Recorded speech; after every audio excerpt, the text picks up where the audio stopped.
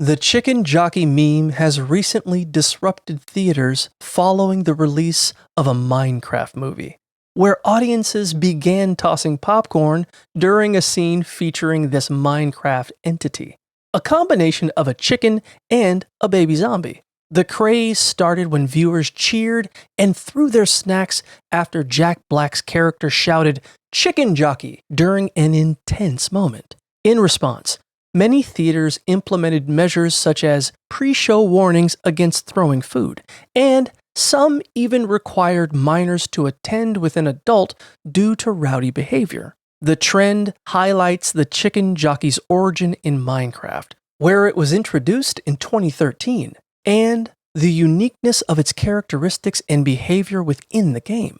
The incident exemplifies how online memes can spill into the real-world experiences, leading to both chaos and creative engagement in theaters.